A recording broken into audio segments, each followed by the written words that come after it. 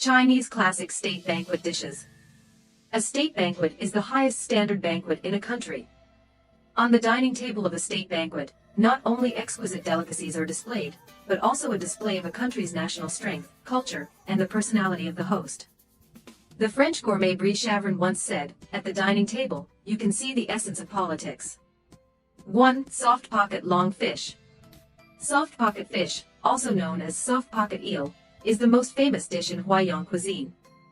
Hawaiian people treat Chinese and foreign guests favorably and like this dish, which is fresh, delicious and unique, so that guests can enjoy it. The first hot dish at the 1949 inaugural banquet was this so-called soft pocket long fish, which is known as the first dish of the founding of the country. There is currently no clear explanation for the origin of its name. Some chefs believe that soft bag is not what most people think. It refers to the dish being served from the plate and being helped from the middle with chopsticks, with both ends hanging down, like a child's belly pocket, but it should be a cooking method. When making this dish, there is a final thickening procedure. It is necessary to fully coat the flavor of the seasoning onto the eel strips, and maintain the tenderness of the eel strips, that is, softness. Even if the eel belly was originally stir-fried hard, it should be softened in the sauce, and used as a base to wrap the eel strips soft, which is called soft bag. This dish is carefully cooked using the penholder green, long fish from around the Dragon Boat Festival. After being cooked, the back of the dish is shiny and soft, with a refreshing taste. Serve while it is hot. With the help of chopsticks, they tremble and jump slightly, shiny and smooth. The mouth is plump and tender, lightly pursed as if it were melted, and the cheeks are fragrant. 2. Squirrel mandarin fish. In 1957, the chairman of the Presidium of the Supreme Soviet of the former Soviet Union, Voroshilov, visited and was warmly received with high standards. That night, a squirrel and mandarin fish were included in the menu of the state banquet. In addition, this dish was also featured at the Hangzhou Summit in 2016, with a considerable frequency of appearance. 3. Buddha jumps over the wall. Buddha jumps over the wall, also known as Fushokuan, is said to have originated in the Tang dynasty. It is the masterpiece of traditional Chinese cuisine. It gathers the finest delicacies of mountains and seas in one cup. It is elaborately cooked. It is fragrant at the beginning and tastes fresh and mellow.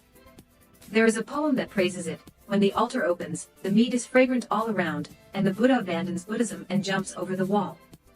It is the preferred dish of Chinese cuisine, with the highest standard for Chinese state banquets, and has been served as the main dish for many state banquets to receive domestic and foreign guests.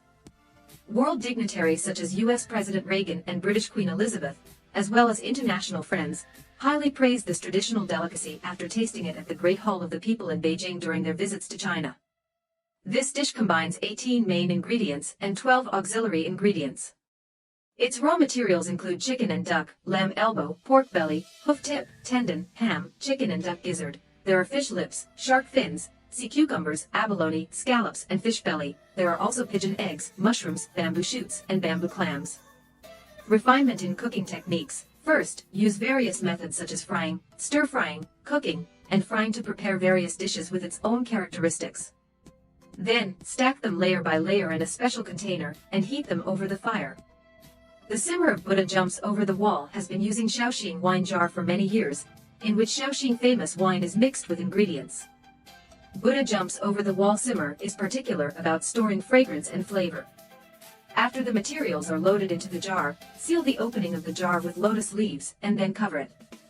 The fire for burning Buddha jumps over the wall is a strictly pure smokeless charcoal fire, which is simmered for 5 or 6 hours with low fire after being boiled with high fire. Simmer it into an open jar and slightly lift the lotus leaves to create a fragrant aroma. This vegetable soup is thick brown in color but not greasy. When eating, the aroma of wine is mixed with various fragrances, and the fragrance floats around, rotting but not rotting, leaving an endless aftertaste. 5. Kung Pao chicken.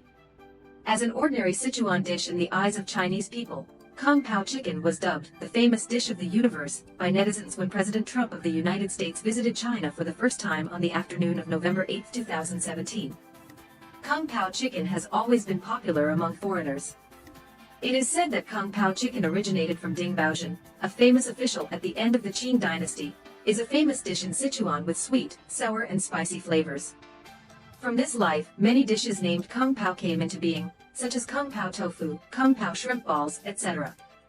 This dish is mixed with sugar and vinegar, complemented by the color of soy sauce, and the taste of cooking wine, making it a golden ratio. The taste starts with a sour and sweet taste, followed by a spicy and spicy taste, followed by a salty aroma. When you see oil, you don't see juice, which is very distinctive and deeply loved by people. 6. Wensi tofu. Wensi tofu can be said to be the simplest dish to make at a state banquet. The reason why it can be served at a state banquet is that it needs to cut tender tofu into 5,000 hairline-sized filaments, which is a test of top-notch craftsmanship for chefs. The most famous knife-making dish in Huaiyang cuisine is wensi tofu, which is almost uncanny workmanship. I saw thousands of tofu shreds as long as toothpicks and as thin as vermicelli, floating in the clear soup, light, white, and exquisite. When eaten, it is both refreshing and smooth, as well as refreshing and refreshing. Usually, before diners come to their senses, it has reached your stomach comfortably. At the moment of aftertaste, people couldn't help but applaud. The production of wensi tofu is quite meticulous. First, peel off a layer of old skin on the surface of the tofu, and then cut it vertically with a knife. This is a slice, which needs to be cut as thin as paper.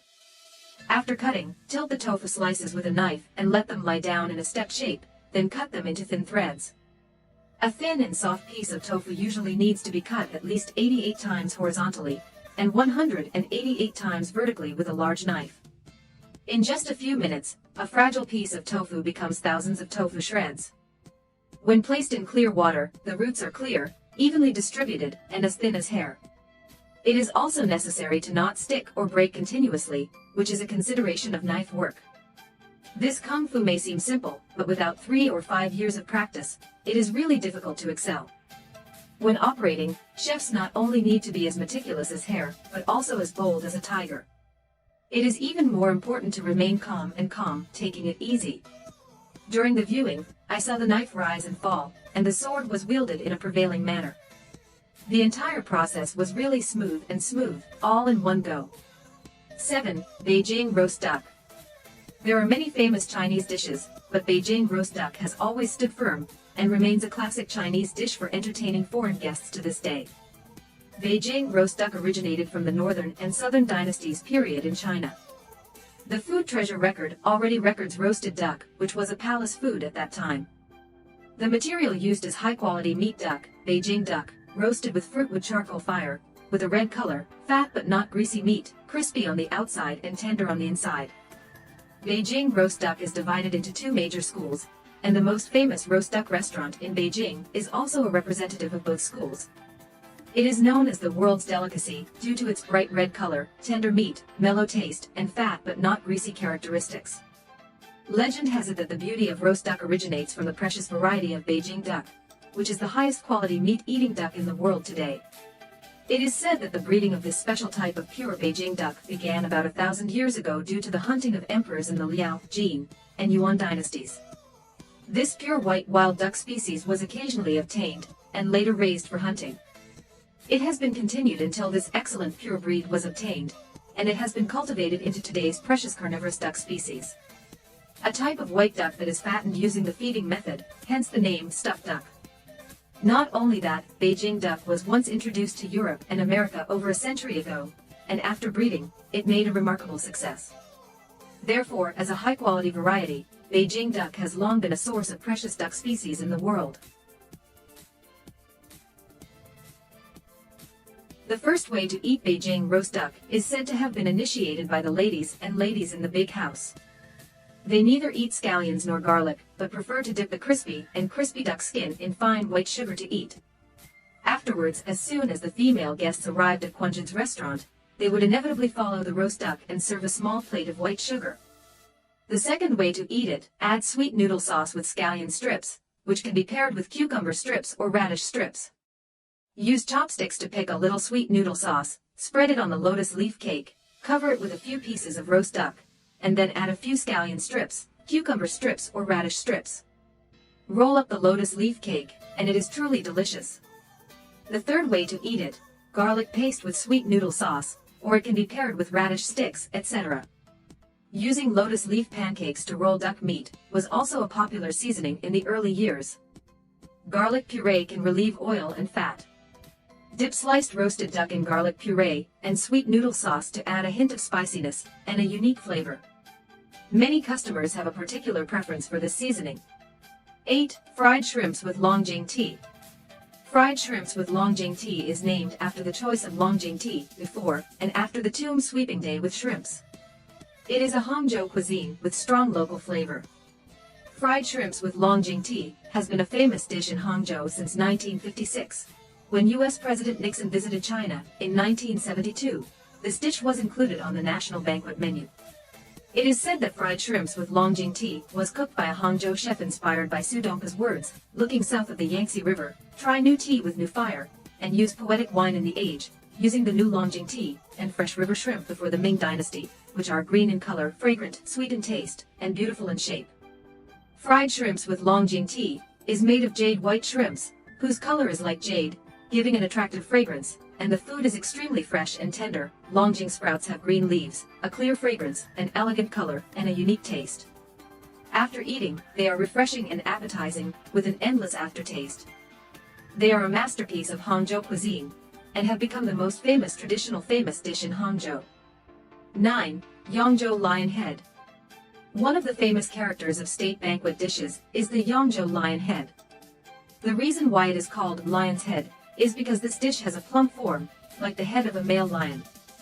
This dish is also a typical representative of Huaiyang cuisine, which embodies the delicacy of Huaiyang cuisine in terms of material selection and production technology. Not only that, the lion's head is also very knowledgeable about raising and lowering the pot, because the meat is all cut out, so there is no sticky meat that is ground out by the meat grinder, so as to achieve a taste that melts with just a sip after entering the mouth. Eggs, cornmeal, and the like cannot be placed here. To hold this pile of disunited meat particles into a ball, some real effort is needed. After adding seasoning and high soup, this ball of meat particles falls from the left hand to the right hand, and from the right hand to the left hand, like a ball. Repeat this process until it does not scatter. After cooking, heat it with a gentle low fire for more than 4 hours. The noodles and soup should always be in a state of seeming to be opened, or the lion's head will become rice soup when the fire is high.